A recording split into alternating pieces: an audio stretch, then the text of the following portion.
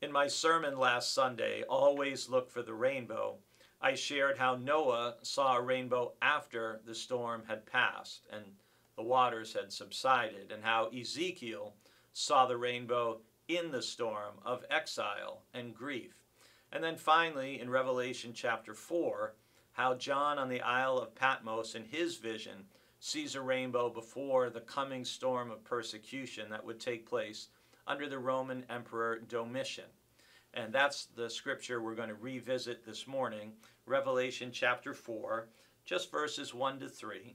And verse 3 says, "And the one seated there looks like jasper and carnelian, and around the throne is a rainbow that looks like an emerald." John's vision of a throne and someone seated on a throne is very similar to Ezekiel's. One person might say, well, John was probably influenced by Ezekiel's vision and knew it. Another person might say, well, maybe they're similar because they had the same vision of a similar thing, of the glory of God on a throne in heaven. And it's interesting to me that there's a rainbow that's a complete circle all the way around the throne.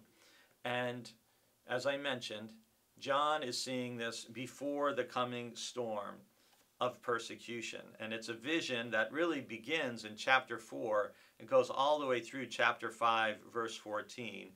It's a vision of the glory of God and of the Lamb. And you can think for Christians who are fearing for their lives, who are facing persecution, or will face persecution very soon for their faith, and that how comforting it would be to have this glorious vision of knowing no matter what happens on this earth, God is on the throne, that God is powerful, that God is not ignorant or unaware of the suffering of God's people. And while we don't always know, and in this life we do not get all the answers as to why the innocent suffer, why people who have done nothing wrong lose their lives prematurely as far as we can see and as far as we can tell, and certainly why people who are good and devoted Christians should lose their lives via persecution.